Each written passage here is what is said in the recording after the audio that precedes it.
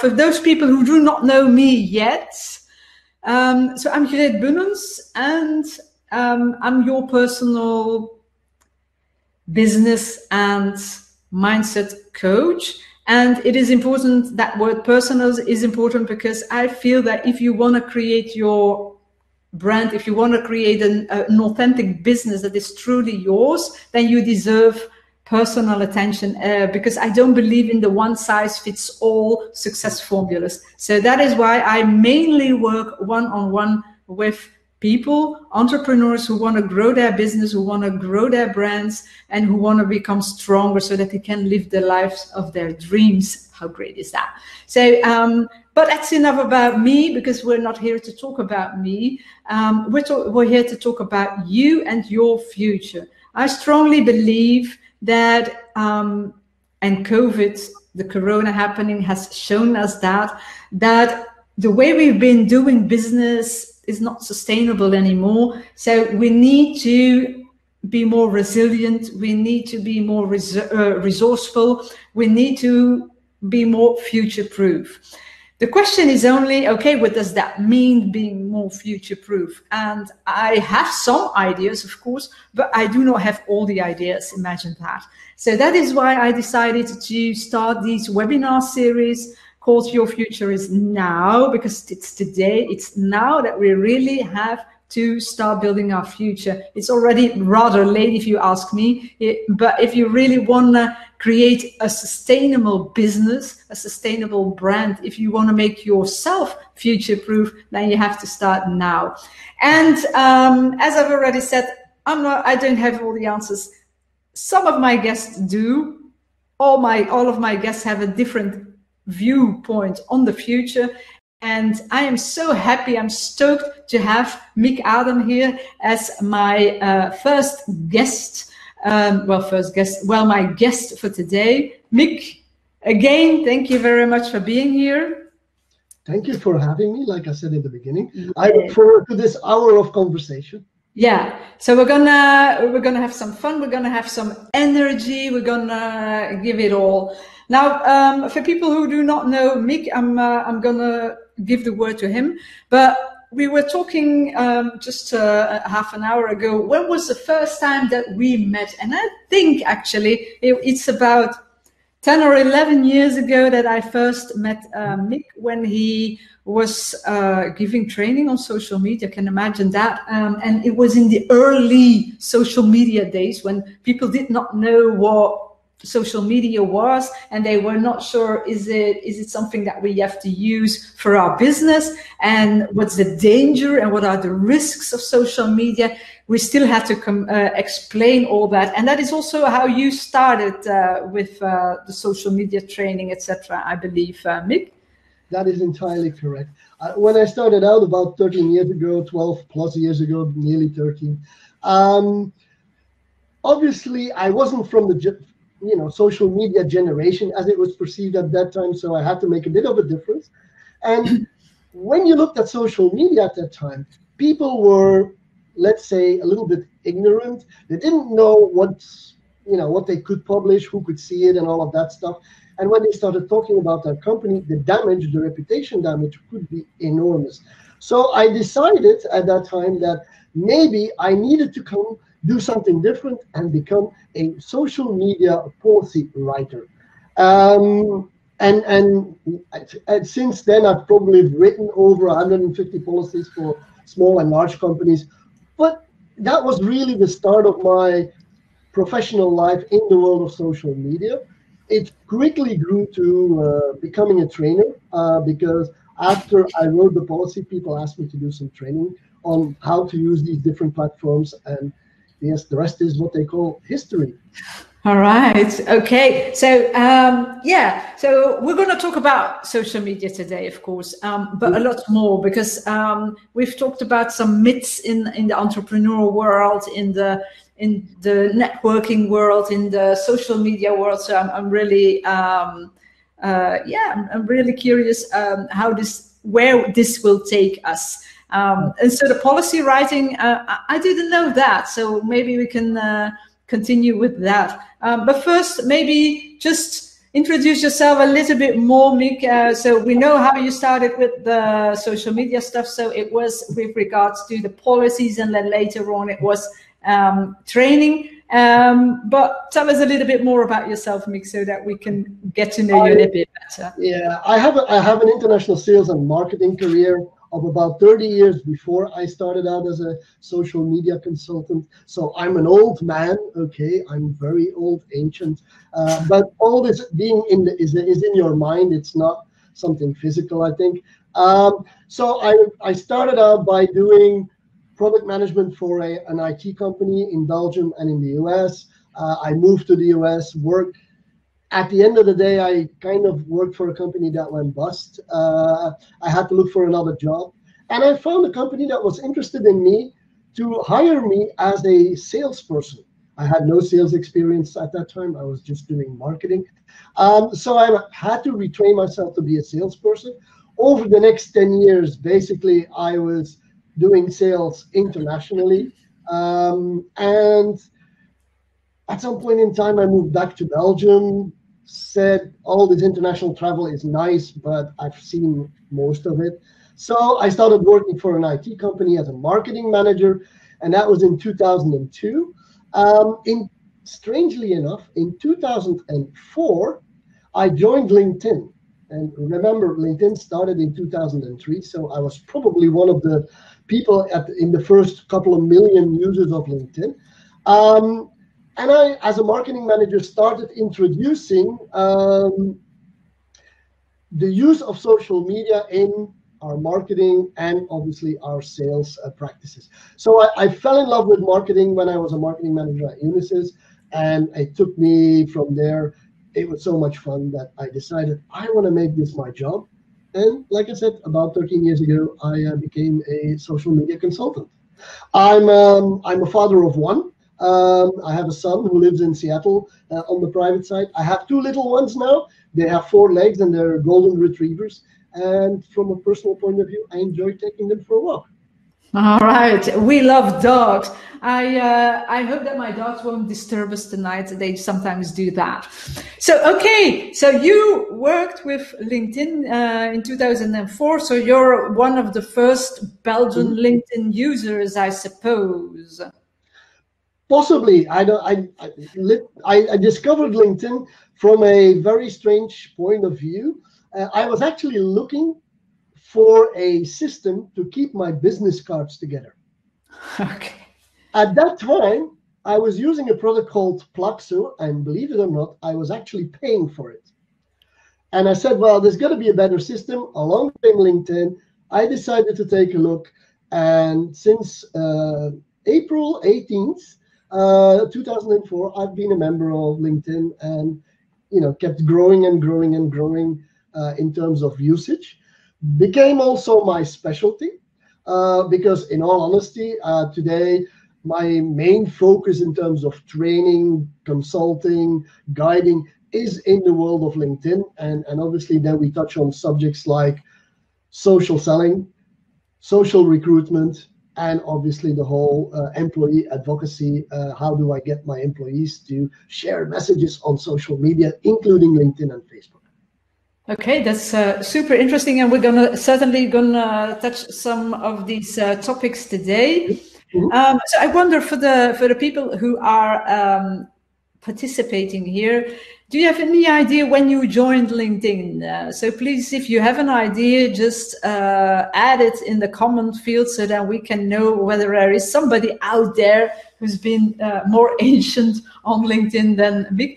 I think I'm pretty sure that it's 2005, and if I'm not mistaken, it's March 2005 that I've been on LinkedIn. So I'm also ancient and old. Anyway, funnily enough, on LinkedIn, when you used to go to the privacy settings, your join date would be there. Now, recently, LinkedIn updated the privacy screens, and that date has gone, or it's moved to some other location, but it's hidden. Okay, yeah. LinkedIn, there's some weird people working there because they always change stuff, and then something disappears, and then it comes back, and then some people can use the LinkedIn Live, and then some people can't, and it's really very complex, even though I think that LinkedIn is less complex than, for instance, Facebook. Don't you think, Mick? Okay, you're focused on LinkedIn, but also you know a lot about Facebook, I guess. Yes, I do, but I'm just because of the fact that I focus on B2B, my customers tend to look at LinkedIn more often than Facebook, which is actually wrong, because I think Facebook today should also be part of your B2B arsenal and social media platforms, because employer branding happens on Facebook better and more, and is more powerful than it is on LinkedIn, in my opinion. Yeah, and I think so too. We always tend to think, okay, B2B, that's LinkedIn, and B2C, that's Facebook. But I mean, it's people to people, and a lot of people have a Facebook profile. So even if, for instance, I've been an HR interim manager for a long time, and then afterwards I created my first company where I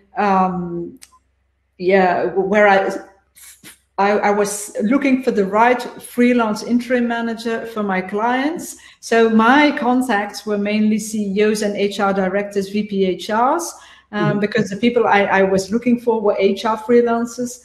And okay, it's good to have LinkedIn, and I've always enjoyed working on LinkedIn and networking on LinkedIn, etc., and creating a bigger network there. But these people also have a Facebook account, so it's clear that I also am in contact with them on Facebook, and even though it's B2B, so yeah. What I also tend to find strange is that people keep telling me Facebook is my personal space, my personal life, my private, it's my friends. But if you look through a lot of these people's friends, you'll find that there's a lot of business contacts in there. And in all honesty, today, when I look at my network, 60% of my friends are professional people. Yeah, sure. And I wonder whether if you, the participants, do you also have the idea, okay, Facebook is more for my personal stuff and friends, etc., and LinkedIn is professional, or do you combine that? Please let us know. I certainly know that I combine both, because I must say that I think that I find my clients today, because today my clients are the solopreneurs, the small business owners, I find them mainly via Facebook. So for me, both of them are very important. So I fully agree with you on this, because I think the solo entrepreneurs or a lot of the small businesses, they are more likely to be on Facebook than they are to be on LinkedIn, because LinkedIn for them is too overwhelming, and possibly they don't find their customers there. They're also present on the Facebooks of this world. Plus, the other thing is, we spend more time on Facebook on a daily basis than we do on LinkedIn, in all honesty. I guess that's true. If it's not for somebody in the audience, please let us know. Do you think that LinkedIn is more overwhelming, like you were saying? Yes, I do, because I think a lot of the times people, when they go to LinkedIn, first of all, they're invited by somebody else, and they go like, what's this, and do I have to share and connect? And it's more overwhelming. Plus, you have the additional drawback that a lot of people still think that LinkedIn has to be used in English.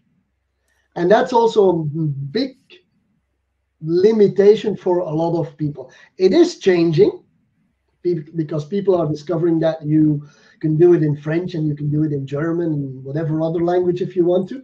But the perception is, for a lot of people, is I've got to make a profile, and maybe that profile needs to be in English, because otherwise nobody will find me. And it's much more complicated.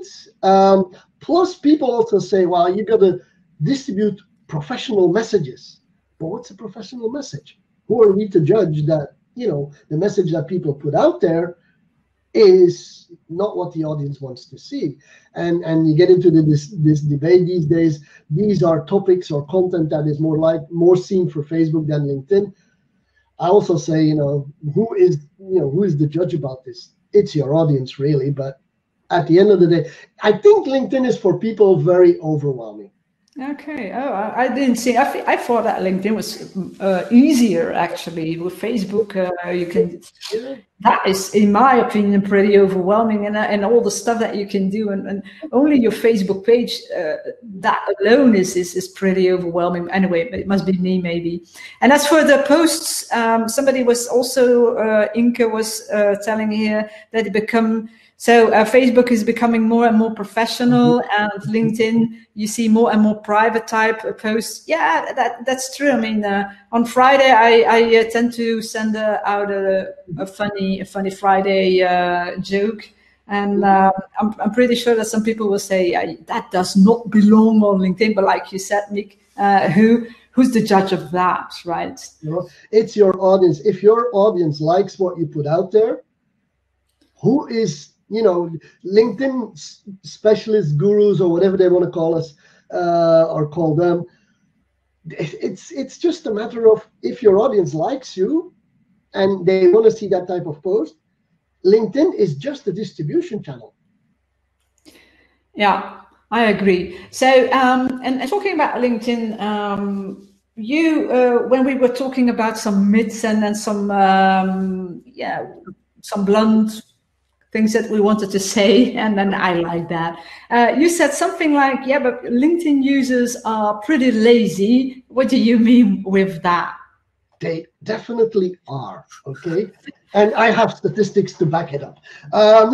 What I mean by that is, if you look at the average Belgian user that has maybe 200, 300, 400 connections in their network, people are in the market today to try and get more and more connections, but what they tend not to do is to keep their network warm, to get in touch with the people that are part of their network, which means that, in all honesty, we want to build a network, we want to collect business cards, but we don't want to talk to these people. We don't want to reach out ourselves. It's great if they come to us and we can sell them something. That's really great. But in all honesty, sometimes you have to start the conversation yourself.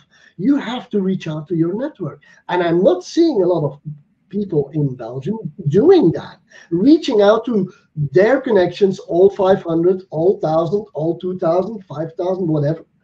They are just, I have a nice network. I have 500 plus. So that's one thing. The second thing, and this is where I do have really good statistics, if you look at the people who actually share content on LinkedIn, that number is less than 5% in Belgium of the LinkedIn users that share content every month, or at least once a month, on LinkedIn. Isn't that being lazy?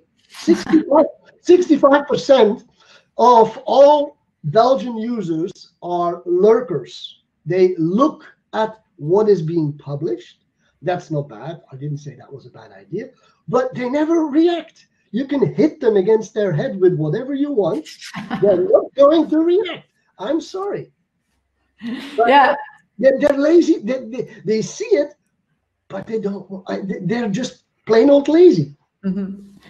So, and is this a typical Belgian thing? I know that the audience, maybe not tonight here live, but the audience that is watching the YouTube channel, and especially the audience that is listening to my podcast, is a very international audience. So maybe, is it a typical Belgian thing? Well, the thing is, and I didn't say that, but I publish numbers about LinkedIn every month. I have a Belgian LinkedIn monitor, and every 3 months, I compare to Holland, Germany, France, and the UK. Sometimes I take the US with me too in the results. Now, if you look at those 4 surrounding countries, let's do it that way, we can see that the Dutch are obviously doing much better. There's about 9 to 10% of people who actually post on LinkedIn.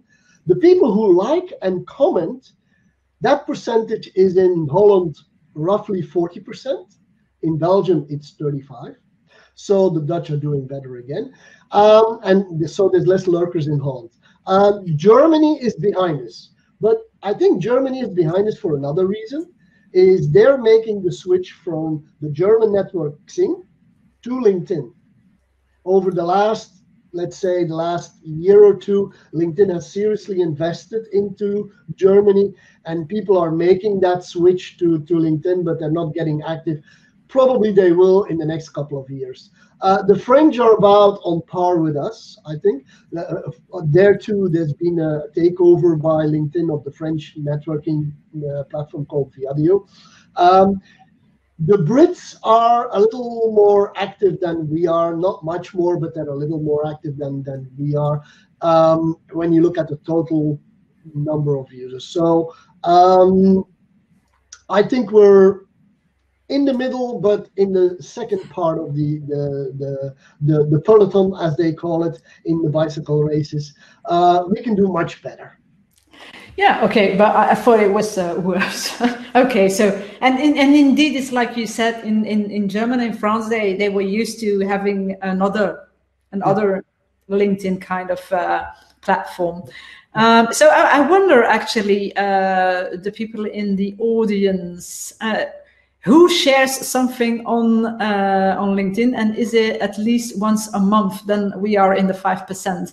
I think I post every day something, but I must be in the one, I don't know, the 1% or whatever. So, okay. So, but when we are talking about the laziness, it's the networking that we are talking about. I mean, okay, it's nice to have a network, but you have to do something with it. And okay, there's not many people apparently that are posting something, not even pushing some content out there, but they're not really engaging either. And that makes us double as lazy. And I think when you look at the last 8 months, I think the people who have come out strongest now are the people who actually worked their network before and during the whole COVID-19 period, with reaching out to people, sending out messages, responding to, if there was a post, responding to their post, but at least reaching out to people. I have a very simple strategy. I reach out to every of my contacts, and I have 12,000, 3 times a year, at least, with a message, a personalized message, once on people's birthday, once on their work anniversary or a new job, and once per year, I reach out by, I won't say by accident, it's not by accident, I have a list I go through, but I reach out with a message, even though it's just saying, hello, how are you? How are things? How are you surviving? That kind of stuff.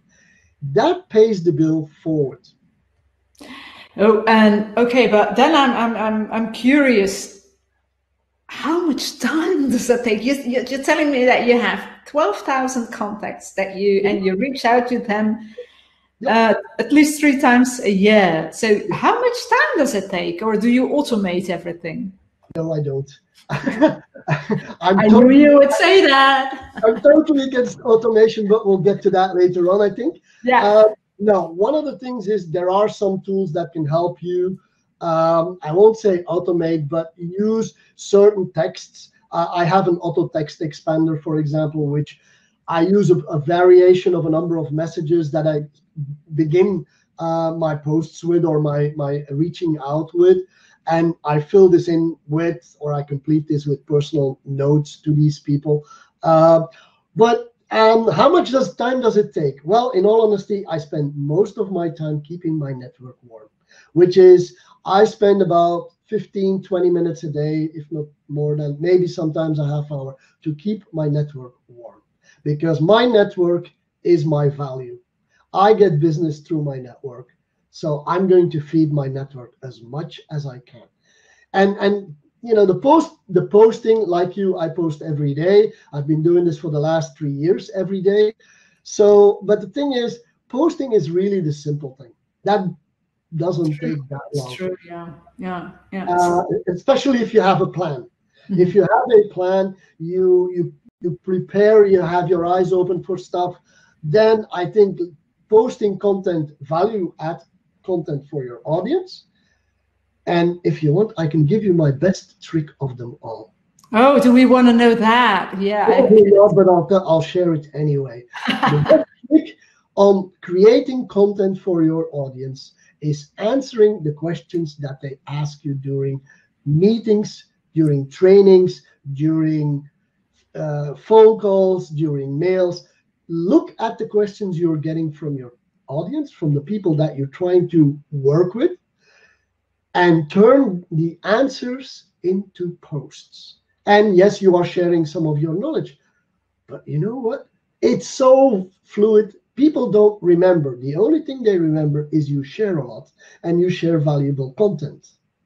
But listen to the questions of people and turn those into answers that become posts. Very simple. Yeah, that's a good idea, and that's actually what I do also.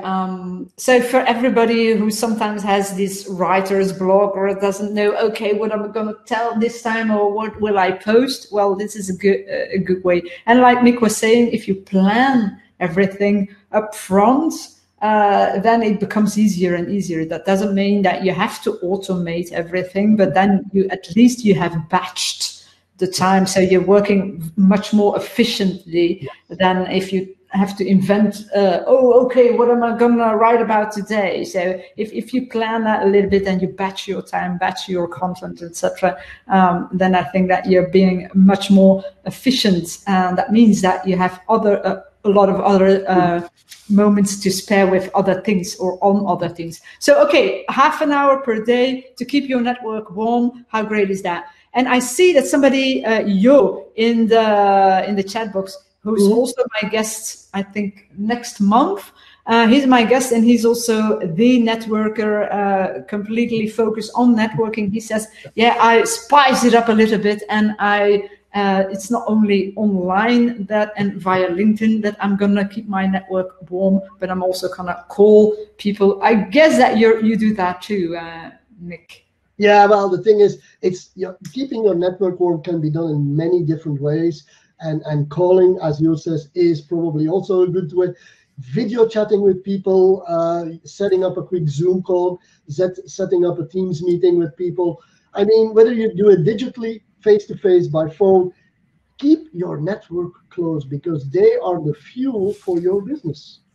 And that's so true, because I've always been a networker when ever since I started working, really. And I think the first 10 years, 15 years, I did not have any sales role or marketing role. I was in HR, but still I loved networking, live networking, and also online networking, because it's so interesting to talk to people and see what they're up to and what are their plans and what are their challenges, etc. So I've always thought it was really interesting, and that has also been a good thing for me, because once I started my first company, I immediately had clients, because they knew me, they liked me, they trusted me, and they said, okay, just go for it. I trust you, and I'm pretty sure that you can help me solve my problem. So, and that's always been the case, because I've founded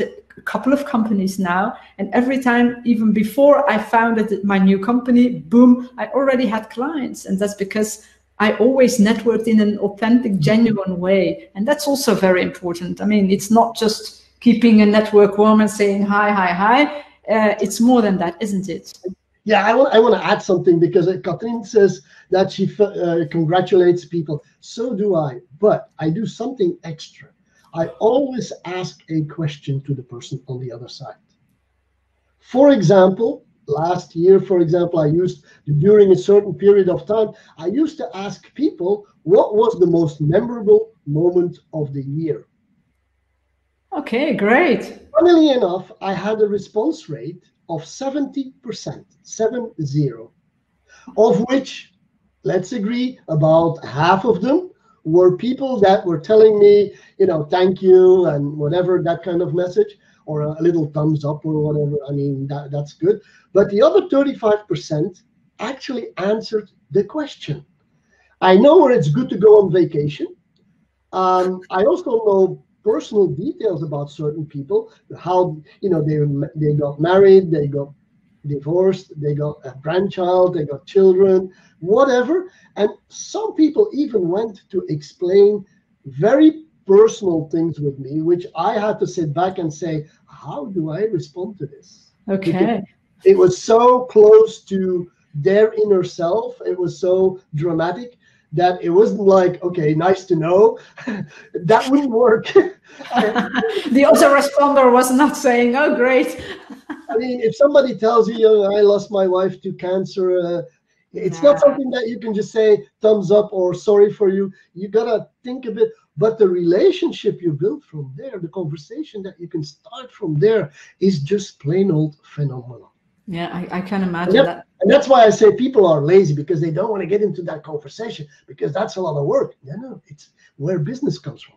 Yeah, in the future. And it's a part of work, but it can be very enjoying. I mean, yeah, if you like people, then it's not really that hard to do. So I guess that everybody that's one of the another major tip for everybody here in the audience. I hope that everybody's going to start asking great questions, and maybe we can ask that question to you too in the audience. What was your major event? What was it? The question that you asked?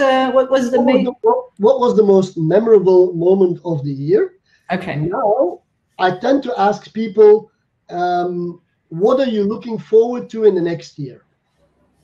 Okay, so this is a good question. What are you looking for in the next year? Please, people in the audience, please let us know how about that. Now, Mick, I have another question for you. And in the meanwhile, people will answer the question. I hope so. What are you looking forward to? I hope that I will not be wearing these masks anymore. But anyway, well, maybe that's not the major thing that I'm looking forward to. But anyway, we were talking earlier about automation. Automating things, and I know that you're not a big fan of that, and it brings me smoothly to the growth hackers. Tell me a little bit more. You said something like the growth hackers are the new pimps. What do you mean by that? Well, the thing is, growth hackers, they are fantastic people. Let me be clear about that. There's nothing wrong being a growth hacker, because you're trying to simplify and automate certain processes. And you know, growth hacking in itself is a great way to make things simpler and work faster. No discussion, hands down. But when it comes to LinkedIn, these growth hackers, in all honesty, lead you into a path of criminality, in the sense that, one, they lure you into the use of illegal tools, because LinkedIn has clearly stated that you are not allowed to use any automation tools. You are not allowed to scrape data from the LinkedIn database, and you are not allowed to game the algorithm that is on LinkedIn. These growth hackers, one by one, I have I'm subscribed to a number of their newsletters, so I kind of see what they show people to do. All of the techniques they're using on LinkedIn, or most of these techniques that they're using on LinkedIn, are illegal and can be banned. Now, the funny thing is, when you get banned using those tools, they're nowhere to be seen and they can't help you. Two, what they don't tell you is that these tools are most of the time not for free and require a LinkedIn subscription. And by the way, on the tools, they probably have an affiliation model where they make money if you buy the tools through them. So that's where my comparison to pimps come into. So they lead you into a path where you're not used, where, you know, yes, it makes your life simpler. You can connect automatically with so many people. You can automate a number of processes. You can game the algorithm, or, well, not anymore, but you could game the algorithm from LinkedIn to get more views. But you get caught by LinkedIn, and LinkedIn has no mercy. You don't want to see the number of posts in private groups on Facebook of people saying, I've been banned for life on LinkedIn.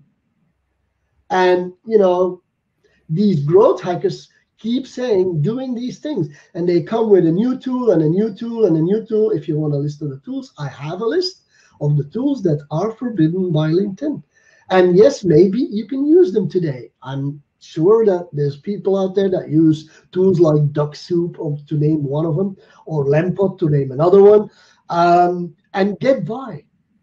But LinkedIn will catch up with you. I promise you. It's kind of going to be through your behavior on LinkedIn, or through people, what I would call the purists on LinkedIn, reporting you to LinkedIn for using automated systems. Okay, and we don't want to get banned. I mean, we've been on LinkedIn for so long, man, more than 15 years, so that would be terrible, wouldn't it? Now, I've got some other questions here in the audience. Yeah. Kathleen was saying, how do you remember all these personal things? Do you have a tip? Do you write things down? I suppose that there you have something automated, or tell us. Actually, one of the things that I do, first of all, your LinkedIn messages never disappear. So the stream of messages that you have with people remains from the beginning that you started a conversation with that person. So you can go back in that stream. So that's one way to keep track of what they said. You can see what they said last year. The other thing is, and yes, I use Sales Navigator, and in Sales Navigator, I have the option to add notes to my contacts, and then it is an easy way to actually keep track of some of those things that they tell. Now, the other thing is LinkedIn tells you when it's people's birthday, work anniversary, so you don't have to wait. You don't have to write these things down anymore, because LinkedIn tells you when it is for most people. So that's a simple way. The last way is if it's people that are coming to me with special things, I actually have that in a Word document. Okay. Okay, and we've got another question from Yo again, and he says, yeah, there's lots of people using these emojis in their bio, in their name. Is it a good thing, or is it really silly? What's your opinion about that? Okay, emojis in your name have no place. Period. End of story. I think that they are pretty silly, but that's my humble opinion. The thing is, I mean, especially we all know LinkedIn has this new functionality where you can pronounce your name, so that people, if you have a Belgian name, actually know how to pronounce your name. But if you put emojis in there, are you going to add those emojis to your speech name? I don't think so. So why do people do this? Well, they do it because they want to be a little different. They want their name to jump out. But funnily enough, LinkedIn is actually beginning to punish this and putting you lower on lists because you cannot be found with emojis in your name sometimes. In your bio, that's a different story. In a bio, people put emojis in there because they want to make it more readable. They want to make it more fun. And in a bio, it's okay to add a couple of emojis. It shouldn't be full of emojis, but in all honesty, it's not wrong to add a bunch of them. Again, you cannot be found for things that are before or after the emoji, or if an emoji follows. But in your name, it's really, really, really a no-go. Okay, great. It's good. I'm 100% against. So. Okay. Well, I don't have it in my name. I do have it in my bio because, as you were saying, it makes things a bit, readable. Readable, more easy. Readable. And fun to read. It creates a little more space. It creates a little more, fun, and why not?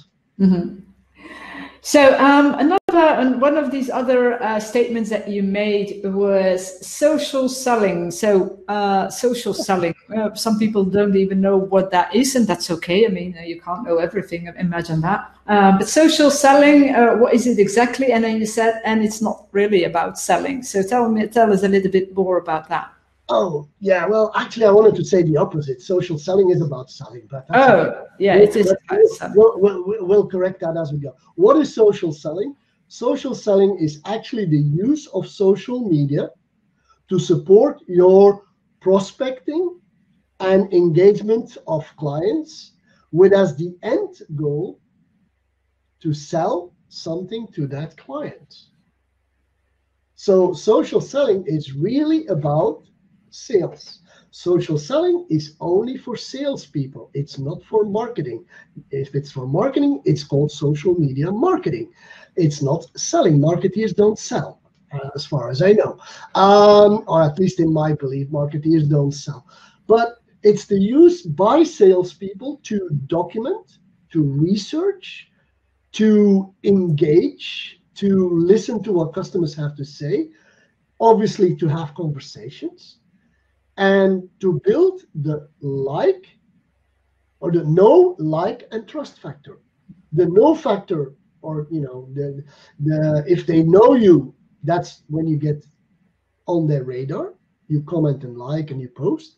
They like you because you add value, and trust is because you start engaging them. So at the end of the day, social selling is all about sales. But let's be honest, direct sales, pitching will never work. There are different ways that you can influence your buyer and the buying company through delivering content that will actually support, at some point, you closing the sale. Okay, so, but as we are in my audience, I know that, and probably in the audience today too, but there's a lot of small business owners here, and we do marketing and sales. So it's difficult to say, okay, this one is marketing, this one is sales. So what's your golden tip there? What should we do with that social selling stuff as a small business owner? I think as a small business owner, I think what you need to do is be visible, which means share content on the one side. 2, engage your customers online. And that doesn't always mean LinkedIn. This could as well be on Facebook, on Twitter, on Instagram, you name it. It could be on any channel. Mm-hmm. Because social selling is not LinkedIn. Okay, let's be clear about that. Social selling is wider than LinkedIn. So you could do the same thing. So post, you get seen by people, engage, they begin to like you, and eventually you build up the trust if it's value add content. But I think what is marketing, what is sales, I leave that in the middle. But at the end of the day, it must lead to a conversation with your client about buying something.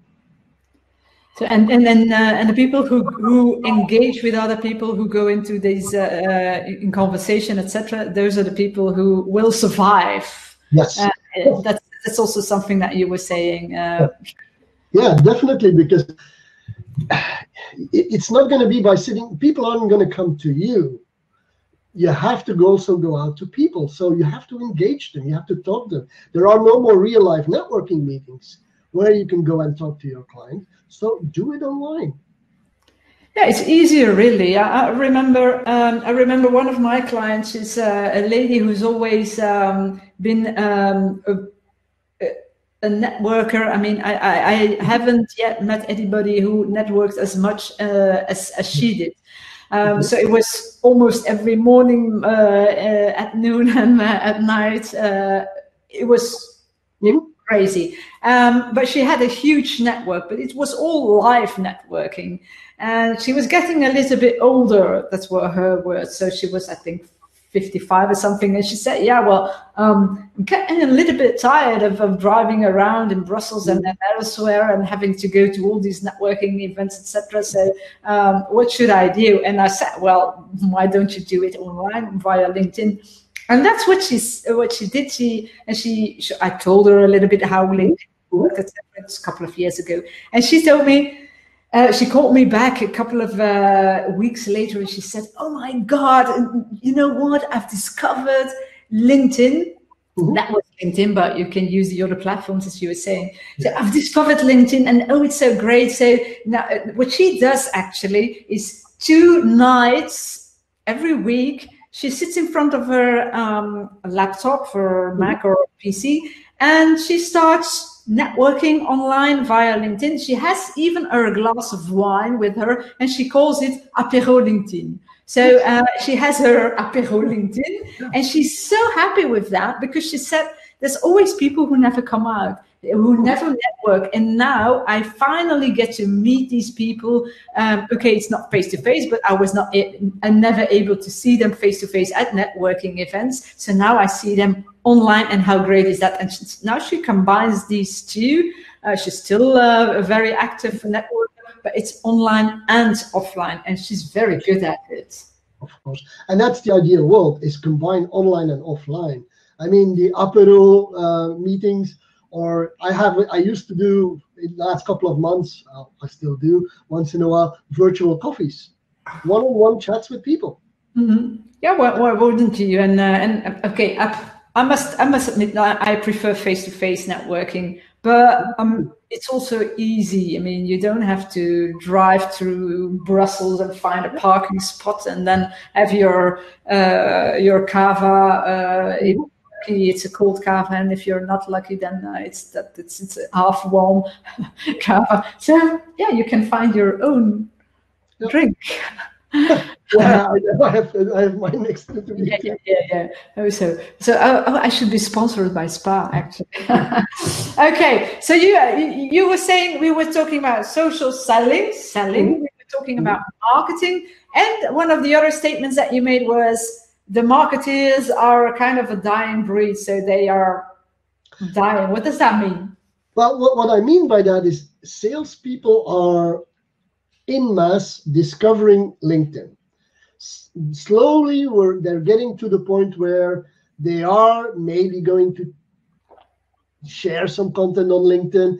They're going to start creating content on LinkedIn.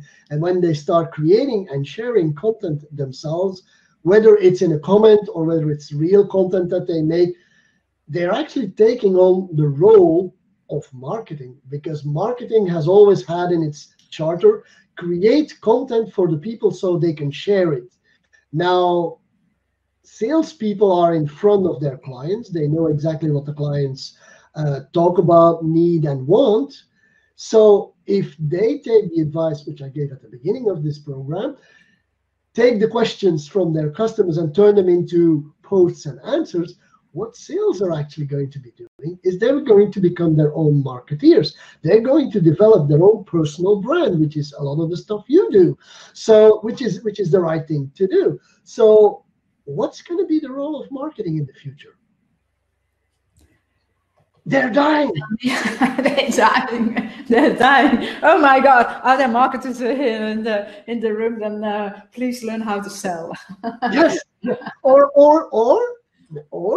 work together with your salespeople and become the right hand of your salespeople. Become the coach, bad word, of your salesperson. Okay, well that's a great idea. And talking about coaches, that's why I said bad word. Talking about coaches, yeah, we couldn't leave that one. I think, we still have a couple of minutes left here. Time flies when you're having fun. But coaches, there's lots of coaches out there, and I call myself also a coach. But tell me, you said that most of the coaches are uncoachable. What do you mean by that? Okay. There's the rule and there's the exceptions. So there are good exceptions out there that are coachable. But first of all, coaches are also, it's not a trade that you can learn or that you get certified, or at least it's not an official. Everybody can call themselves a coach, right? You have the ICF coaches, etc. So these are, okay. Yeah, but most people you see in the last couple of years that become coaches, they've become coaches. Why? Because they probably thought they were good at what they were doing, and they decided that maybe they could do this for a living.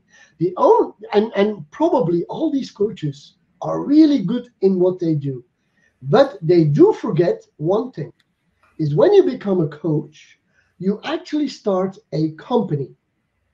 And when you have a company, it's more than just the delivery of your coaching. That becomes important. You've got to do product development.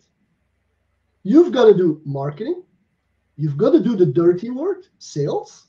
You've got to do maybe social media, maybe you've got to do some other stuff, which as a coach, you really don't want to do.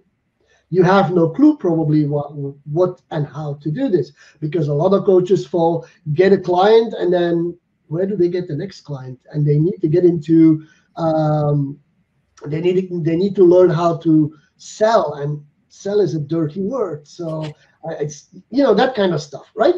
So what a lot of these people do is they say, well, maybe we should have a training, or we should have somebody who helps us do this. Now, over the last year, in all honesty, I have seen, and I've guided a number of coaches trying to help them develop a social media presence. Man, there's that a mistake. They don't want to learn. They're completely uncoachable. And you give them tips, you give them tricks. They go, yeah, that's a good idea. I should do that. I'm going to do that. And 6 months down the road, they haven't gone anywhere. They even stop the coaching projects. It's like, okay, it must be me now. So I've decided I'm not going to guide any coaches anymore, because they don't want to listen. They are completely ignorant. Sales. Oh, don't talk to me about sales. Clients always come to me. I'm the hottest thing in town. Guess what? You're not. Okay?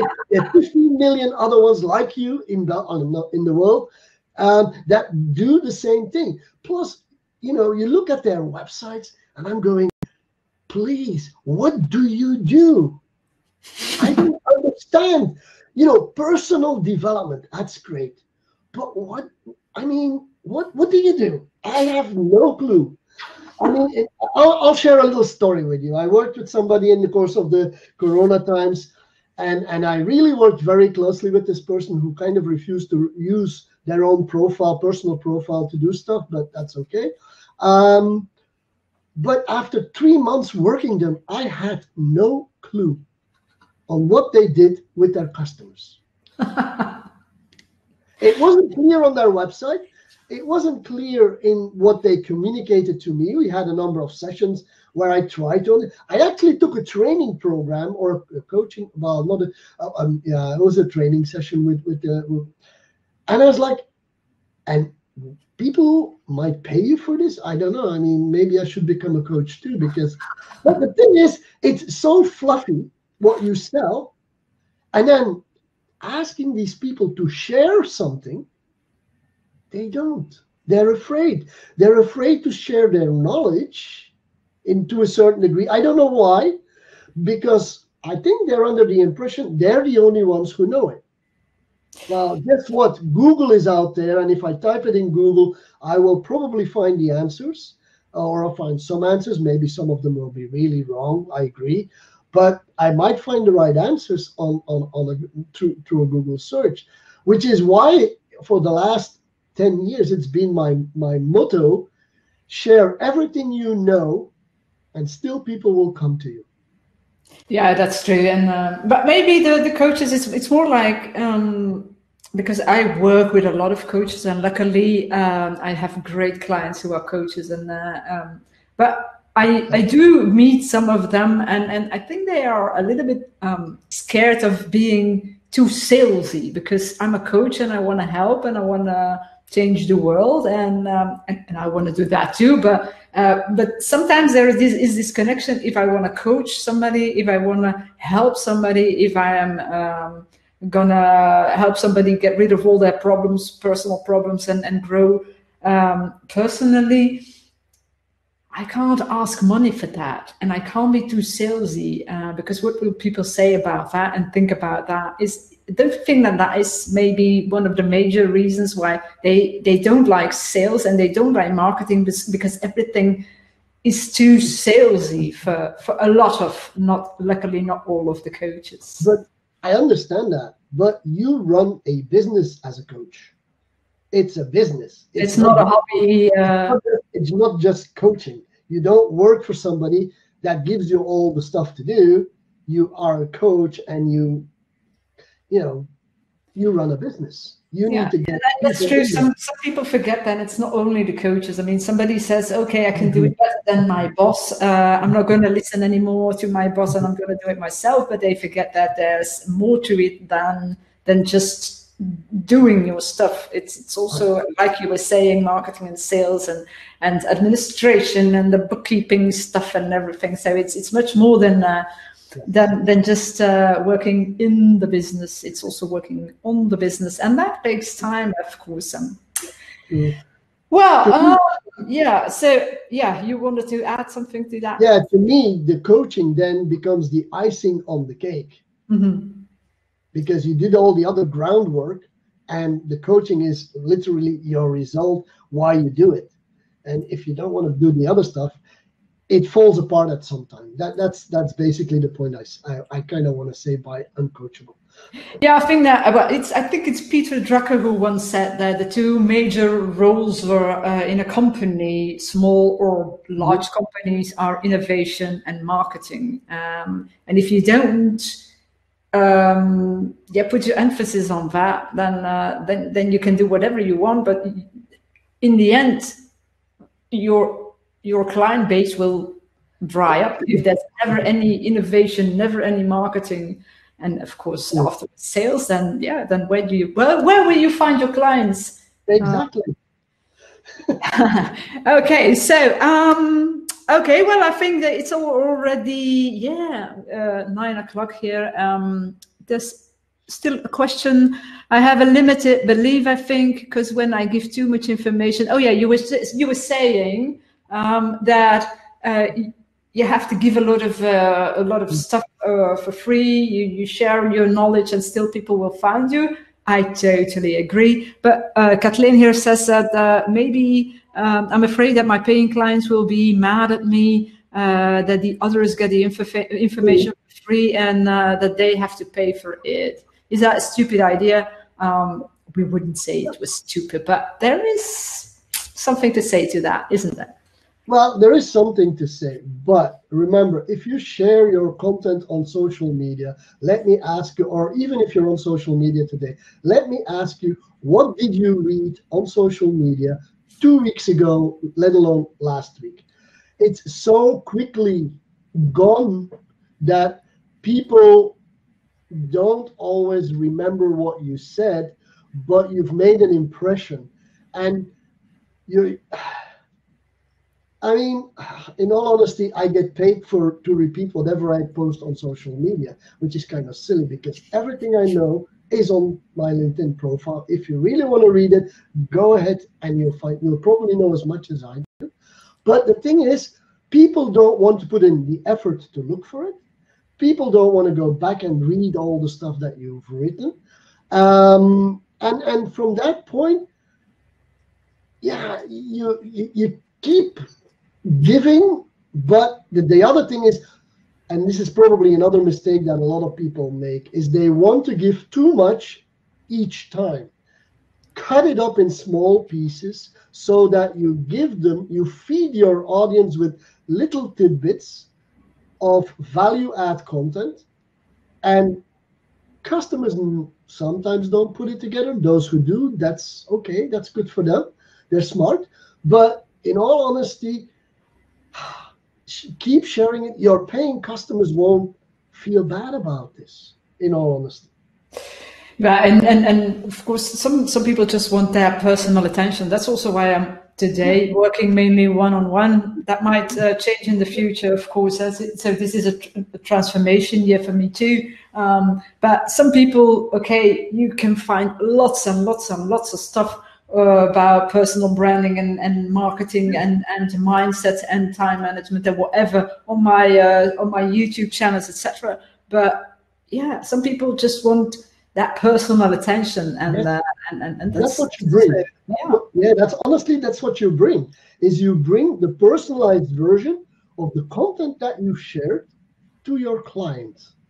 And yes, while you do that, you will still add value from stuff. You probably still have content in the back of your mind that you've never shared, but is of value to that client. True, and I must say that I'm a follower of these major marketing gurus, and even if I saw a lot of stuff for free, and some of their YouTube channels are filled with videos that I can't even begin watching because it's never ending, and still I bought that program. So we shouldn't worry about that. Anyway, that brings me to the end of our show or webinar. So yeah, I just have one last question maybe for you, Mick. And to the audience, I would say, please do share all your insights on social media, maybe LinkedIn, with the hashtag Your Future Is Now, and add our names, Mick and my name. You tag us, that way we can see you. Now, Mick, my last question is, if there is one thing that the audience, the listeners, the viewers have to do as of tomorrow to make themselves and their businesses future-proof, what would be that one thing for you? Become visible. Okay, yeah, that brings me to the end of the webinar. Thank you very much, Mick, and yeah, thank you very much, everybody else. Bye-bye. Thank you for being here. Love you guys, and have a nice day.